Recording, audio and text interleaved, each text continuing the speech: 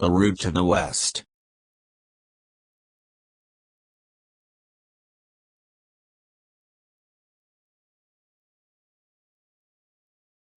Table of contents. The route to the west. The Great Lakes and the route to the west. Learn how the Erie Canal and the Welland Canal, together with the Great Lakes, opened the West to settlement and trade, and were key factors in the growth of the United States and Canada. Dr. Sydney Soclof. Dr. Sydney 22@gmail.com. 2023. Narration by Dr. Sydney Soclof, Zoe Phonemes, and Nathan Koltove. For a complete discussion of YouTube navigation, please go to tiny.1/ytnavigator.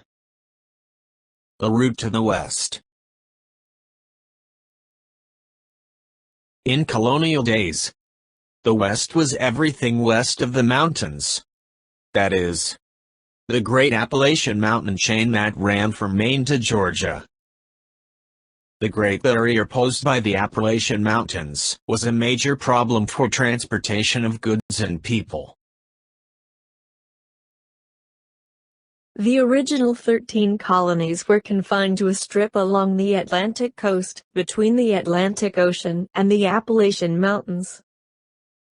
After the French and Indian War ended in 1763, the entire territory between the Appalachian Mountains and the Mississippi River, known as the Northwest Territory, was open for settlement. The Appalachian Mountains were a formidable barrier for the transportation of people, agricultural produce, and goods between the Northwest Territory and the regions east of the mountains. Another route to the west, especially important for Canada, is by way of the St. Lawrence River.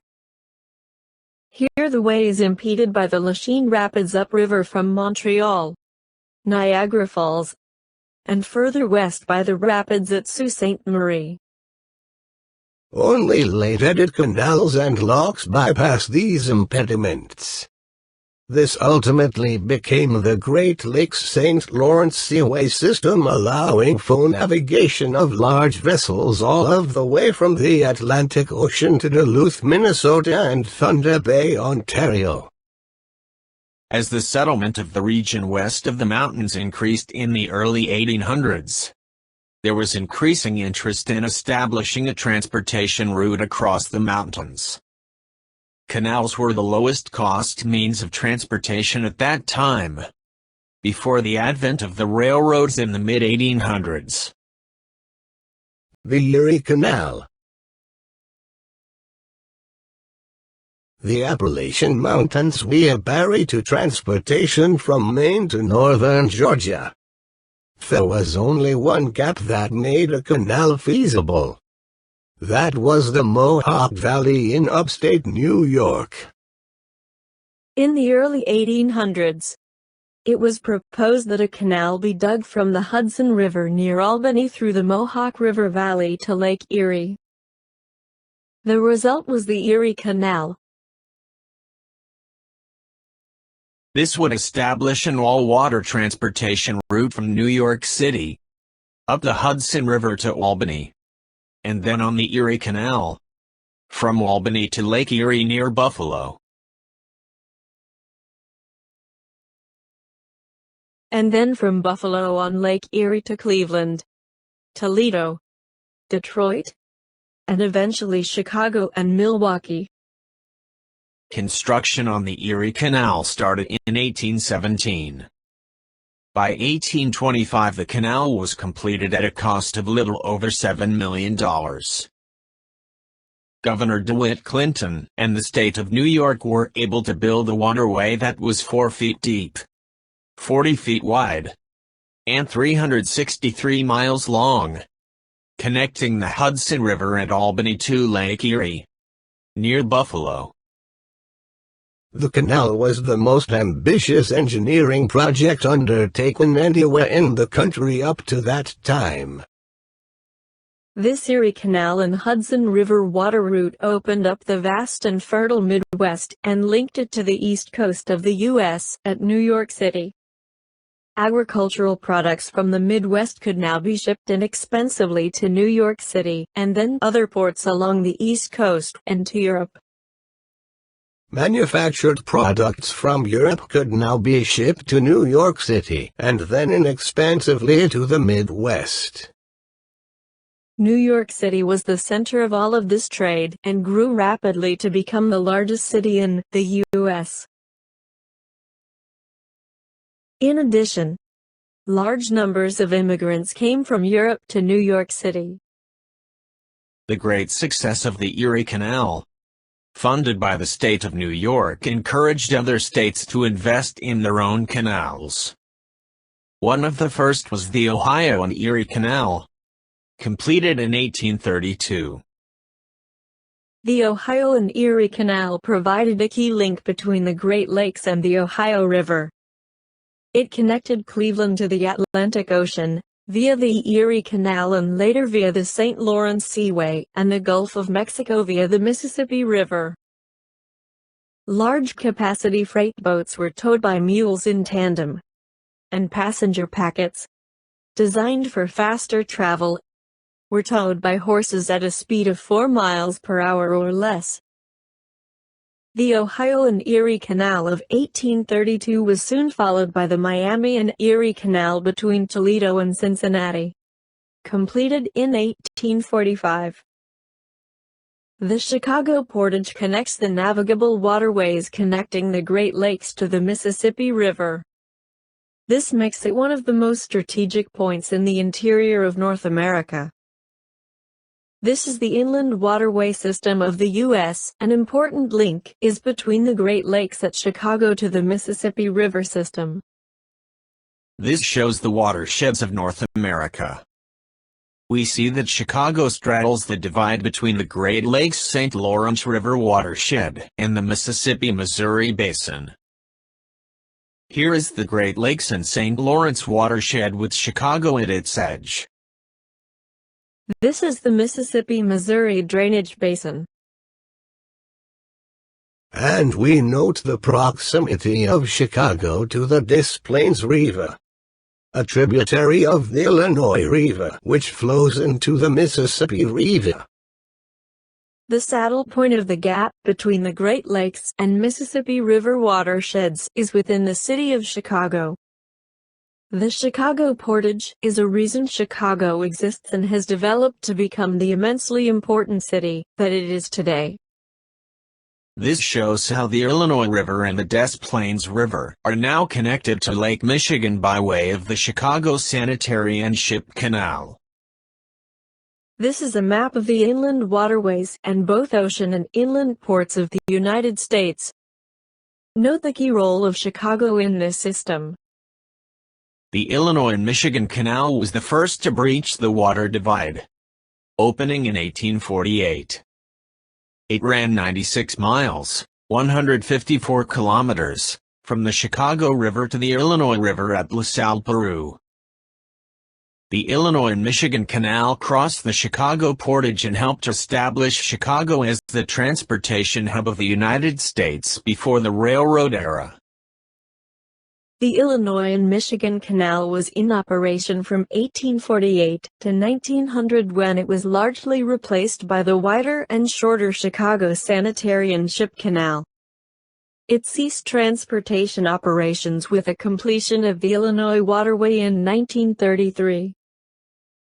The Illinois and Michigan Canal Locks and Towpath is a collection of 8 engineering structures and segments of the canal between Lockport and LaSalle, Peru, and was designated a National Historic Landmark in 1964. Portions of the canal have been filled in, and much of the former canal has been preserved as part of the Illinois and Michigan Canal National Heritage Corridor.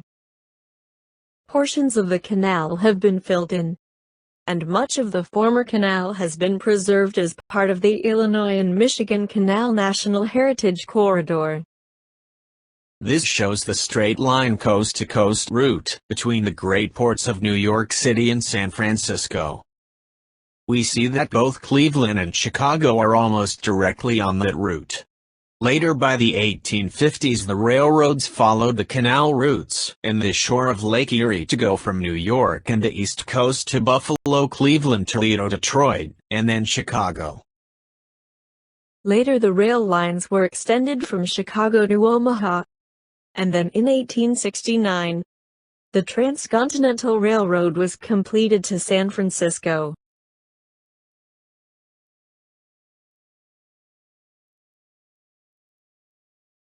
Later the rail lines were extended from Chicago to Omaha. And then in 1869, the Transcontinental Railroad was completed to San Francisco. In the production of iron and steel, two important ingredients are iron ore and coal. Coal can be shipped to Chicago from the mines in Pennsylvania and West Virginia by rail, and iron ore from the Mesabi Iron Range in Minnesota by ship. This is a United States steel plant in Gary, Indiana, where iron ore from Minnesota meets coal from Pennsylvania and West Virginia. Chicago, with its direct rail links, is also the ideal location for distribution of agricultural produce from the agricultural heartland of the country to the cities in the highly populated East Coast.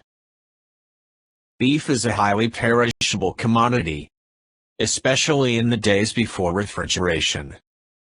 Chicago, with its direct rail links, is the ideal place for cattle from the southern plains in Texas to become processed into beef for rapid shipment to the cities in the highly populated East Coast.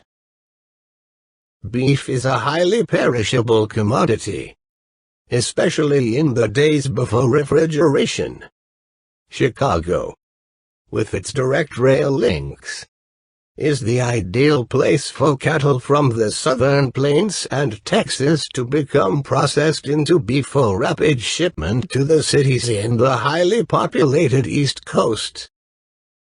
An all-water route from Chicago to New Orleans in the Gulf of Mexico was established using the Illinois and Michigan Canal to the Illinois River, and then the Mississippi River. An all-water route from Chicago to New Orleans and the Gulf of Mexico was established using the Illinois and Michigan Canal to the Illinois River and then the Mississippi River. Thus, Chicago became the nexus of the water, the rail and highway transportation network, and eventually a major airline hub of the country as well.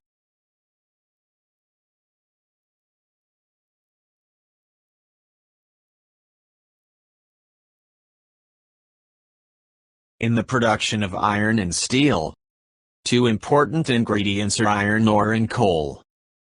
Coal can be shipped to Cleveland from the mines in Pennsylvania and West Virginia by rail, and iron ore from the Mesabi Iron Range in Minnesota by ship. Oil from northwestern Pennsylvania can be shipped by rail to Cleveland for refining, and then by rail to the cities in the highly populated East Coast. Oil from northwestern Pennsylvania can be shipped by rail to Cleveland for refining, and then by rail to the cities in the highly populated East Coast. The St. Lawrence River is the chief outlet of the Great Lakes and flows from Lake Ontario to the Gulf of St. Lawrence on the North Atlantic Ocean, a distance of 800 miles, 1,300 kilometers.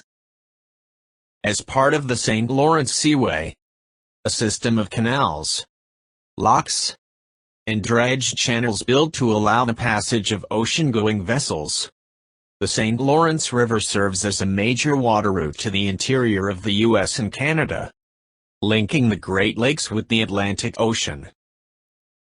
The St. Lawrence River connects the Great Lakes to the Atlantic Ocean and therefore presents a possibility for a route to the west. However, The way is blocked by the Lachine Rapids just upstream from Montreal and by Niagara Falls. A major impediment indeed. Montreal was the head of navigation, and this gave rise to its great importance. And for a long time, it was the largest city in Canada. Only later, when these obstacles were cleared, did Toronto become Canada's largest city. The Lachine Canal, 1825, bypassed the rapids, and the Welland Canal, 1829, opened up this route to the west. These were both enlarged over the years. Finally, the St. Lawrence Seaway, opening in 1959, made navigation by large ocean-going ships possible from the Atlantic Ocean to the entire Great Lakes region. The St. Lawrence Seaway extends from Lake Ontario at Kingston, Ontario, to Montreal. It takes a typical Great Lakes freighter 7 to 8 days to travel from Duluth, Minnesota, to the Atlantic Ocean. The St. Lawrence River is the primary drainage of the Great Lakes Basin. The Great Lakes is the world's largest system of freshwater lakes. Of this, 3/4 flows into the river from the Great Lakes, and 1/4 flows directly into the St. Lawrence from tributaries. This is a profile of the Great Lakes and St. Lawrence region. There are 3 major dams on the system on the St. Lawrence Seaway: the Welland Canal and the Great Lakes. The Niagara River, including Niagara Falls, connects Lake Erie to Lake Ontario. The Niagara Falls was always an obstacle to navigation into the upper lakes until the Welland Canal was completed in 1829 and expanded ever since to allow ships to pass around this bottleneck. The Great Lakes Waterway is a system of channels and canals that makes all of the Great Lakes accessible to ocean-going vessels. Its principal civil engineering components are the Welland Canal, bypassing Niagara Falls between Lake Ontario and Lake Erie, and the Soclof, bypassing the rapids of the St. Mary's River between Lake Superior and Lake Huron at Sault Ste. Marie. There are also maintained channels that serve the St. Clair River and Detroit River between Lake Huron and Lake Erie. The St. Lawrence Seaway and Great Lakes Waterway are co-administered by Canada and the U.S. They opened the Great Lakes to ocean-going vessels. However, the move to wider ocean-going container ships, which do not fit through the locks on these routes, has limited shipping on the lakes. The 2 waterways are often jointly referred to as the St. Lawrence Seaway. The Great Lakes Seaway has larger locks and deeper drafts than the St. Lawrence Seaway, with the result that a number of lake freighters are confined to the lakes, being small enough to operate on the waterway but too large to pass down the seaway. Because of the virtually impassable Lachine Rapids, the St. Lawrence River was once continuously navigable only as far as Montreal. Montreal lies just below the Lachine Rapids, which were the upstream limit of navigation by ocean-going vessels before the completion in 1959 of the St. Lawrence Seaway. Montreal rose to prominence as Canada's principal eastern seaport. Today large vessels must still stop at Montreal, while medium-sized ocean-going ships may continue to the Great Lakes. Icebreakers keep the ports of Montreal and Quebec open year-round, but ice prevents navigation on the upper river from December to April. Opened in 1825, the Lachine Canal was the first to allow ships to pass the rapids. The Lachine Canal, Canal de Lachine in French, passes through the southwestern part of the island of Montreal, Quebec. The Lachine Canal runs 9 miles, 14.5 kilometers, from the old port of Montreal to Lake St. Louis through the Montreal boroughs of Lachine and LaSalle. These are the Lachine Rapids in 1895. These are the Lachine Rapids. The St. Lawrence Seaway. The St. Lawrence Seaway is the common name for a system of canals that permits ocean-going vessels to travel from the Atlantic Ocean to the Great Lakes, as far as Lake Superior. This is the St. Lawrence Seaway. And the Great Lakes Waterway. In 2002, 162 million net tons of dry bulk cargo we moved on the lakes.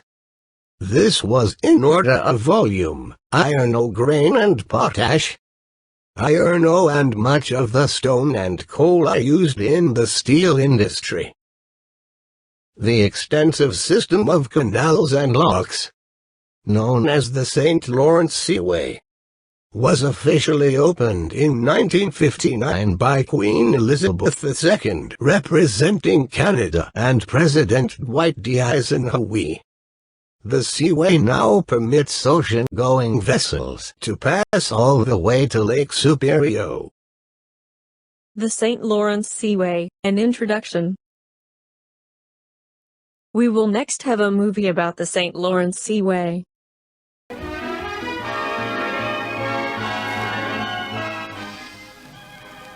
When Nelson roamed the 7 seas, he never guessed that one day there would be an 8th.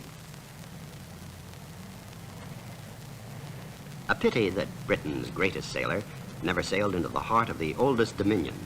But Nelson was before his time, because it was only in June 1959 that the Queen and President Eisenhower officially opened the Great St. Lawrence Seaway, and ships from the oceans of the world could sail 2,000 miles into the heart of North America.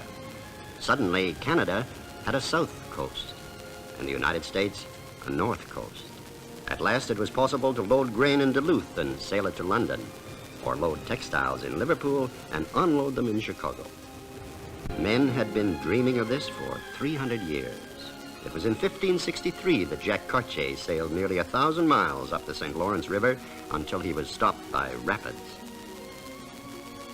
At this place, 100 years later, a handful of French colonists founded Montreal. Here is Canada's greatest city and port, 1,000 miles from the sea. Here is the start of the most exciting, ambitious, and controversial project the world has ever known, the St. Lawrence Seaway.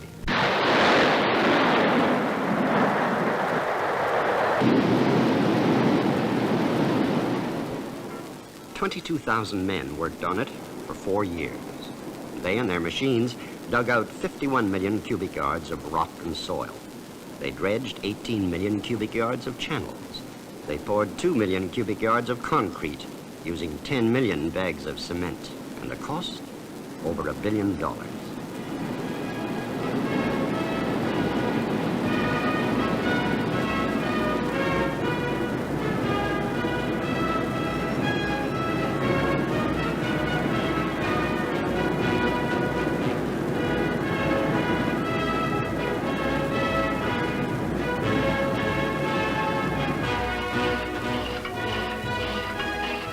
Sometimes, in spite of the ingenuity of the engineers and the planners, the Seaway just couldn't dodge a town. Iroquois was one place that was due for flooding. So they moved everything that was worth moving and built a new town a mile away. In Iroquois, if you said you were moving house, boy, you meant it. It took 20 years to build the Panama Canal. The St. Lawrence Seaway was finished in 4. Let's take a trip up the new Seaway from Montreal to Niagara. First stage takes us up to Lake St. Louis. The Jacques Cartier Bridge was 60 feet too low for Seaway traffic, so they jacked up the spans near the middle into an elegant curve and put in a new center section.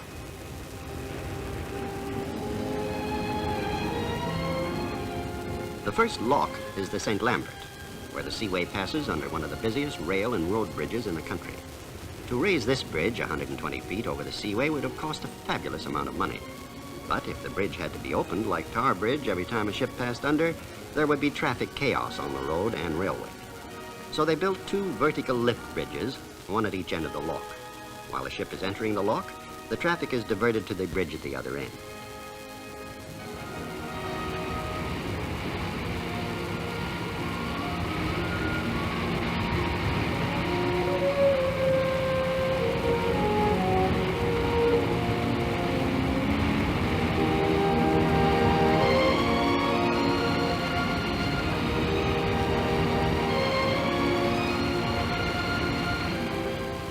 Ahead is the Côte St. Catherine lock, which raises ships another 36 feet up the river.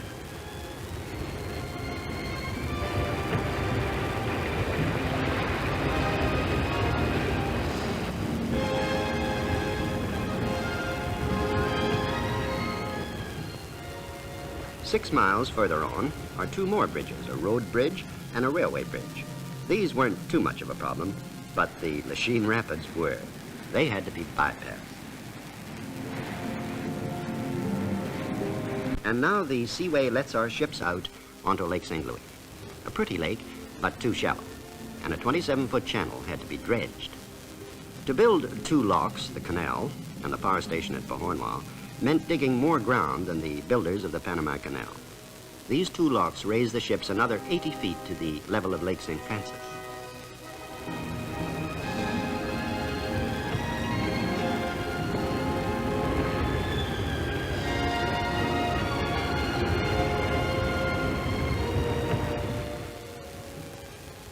"45 miles further on, at Cornwall, we come to the new International High Level Bridge, one end in Canada, the other in the United States.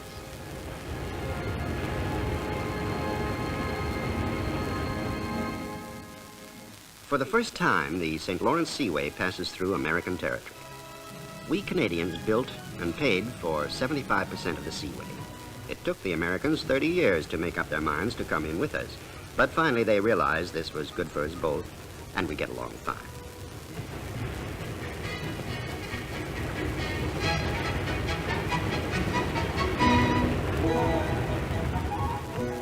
And now, at Eisenhower Lock, they take their families out on Sunday afternoons to see the world's shipping passing through the United States.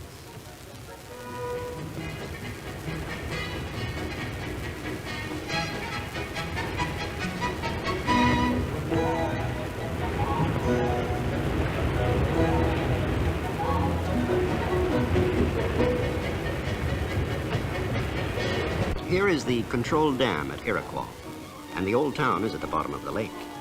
100-year-old homesteads have been replaced by a $14 million lock and canal. Above Iroquois, the Seaway leads clear into Lake Ontario, the first of the Great Lakes. Toronto is the fastest growing city on the continent and the center of Canada's richest industrial area. But industry needs power. Without a desperate need for hydroelectric power in Ontario and New York, the St. Lawrence Seaway might still be waiting to be built.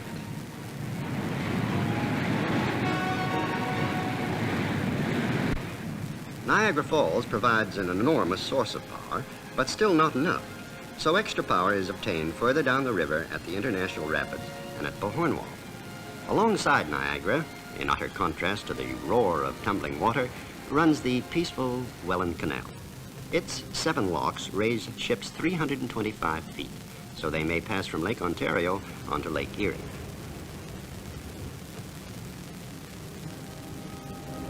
And now the great industries in the very heart of the continent have direct access to the oceans and markets of the world.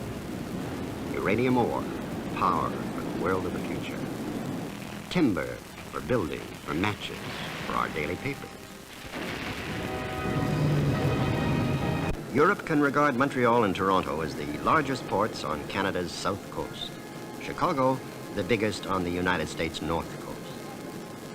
An 8th sea has been added to the 7th. A sea with a coastline of 8,000 miles. A sea 2,000 miles inside a continent.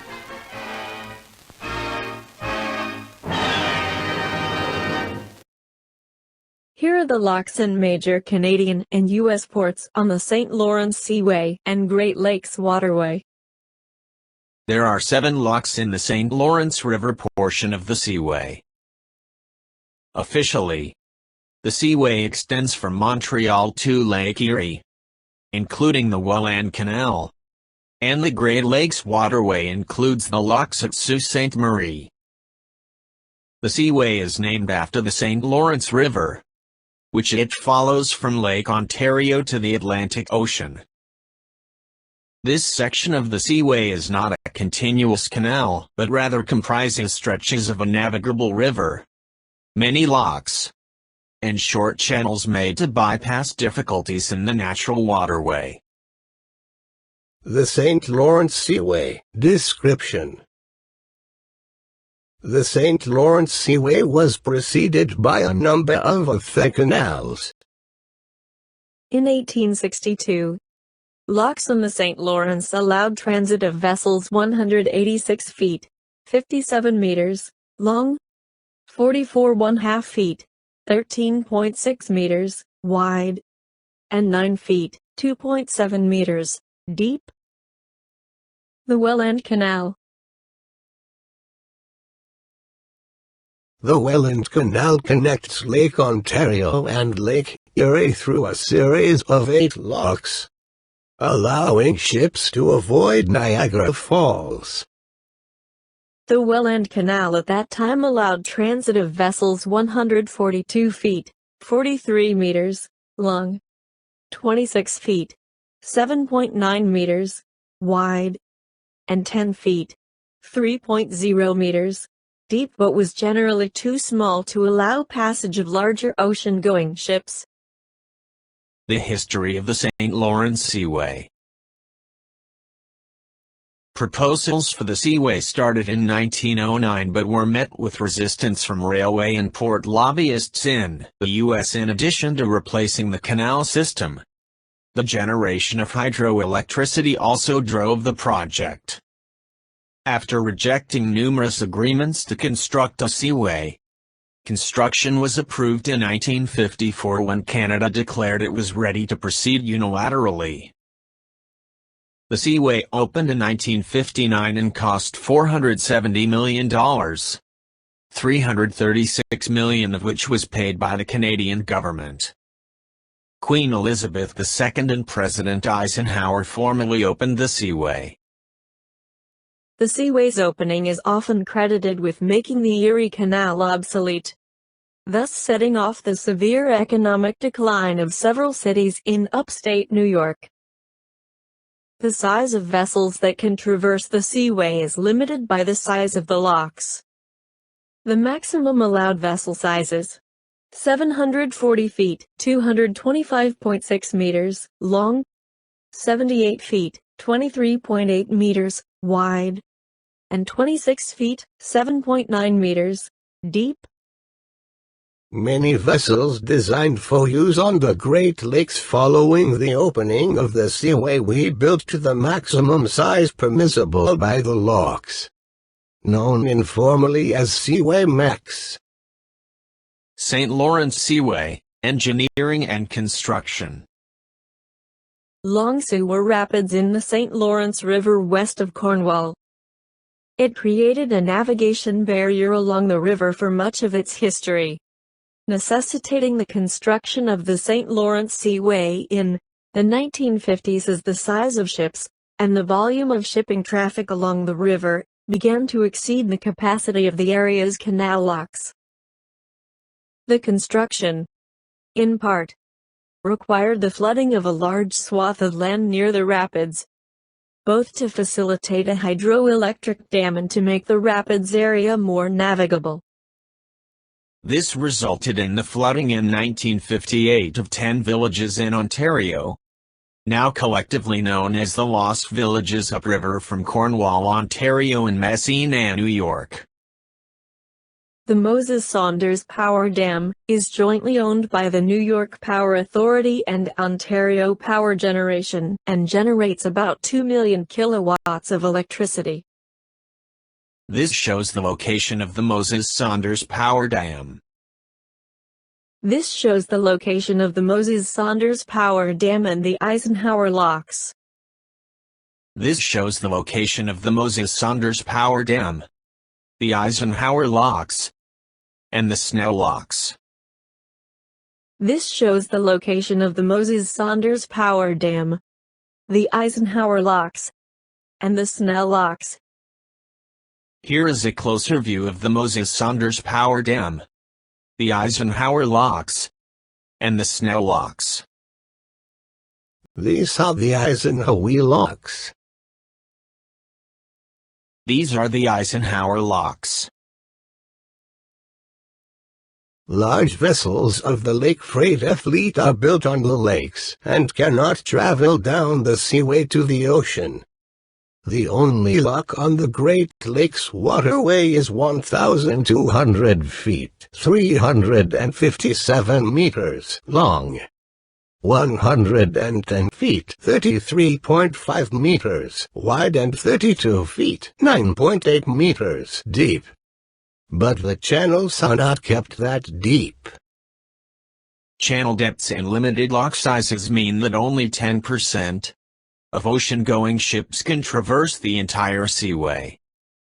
Proposals to expand the Seaway, dating from as early as the 1960s, have been rejected as too costly and environmentally and economically unsound. While the Seaway is currently primarily used for shipping bulk cargo, the possibility of its use for large-scale container shipping is under consideration as well. If the project goes ahead, feeder ships will take containers from the port of Oswego on Lake Ontario in upstate New York to Melfort International Terminal in Nova Scotia for transfer to larger ocean-going ships. Recommended videos. The route to the west. Recommended video. This is the famous St. Lawrence Seaway of North America.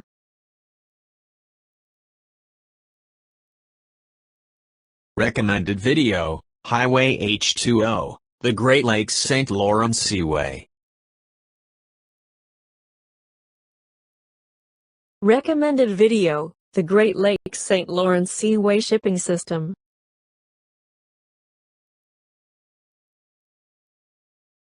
Recommended video, St. Lawrence Seaway and Riva.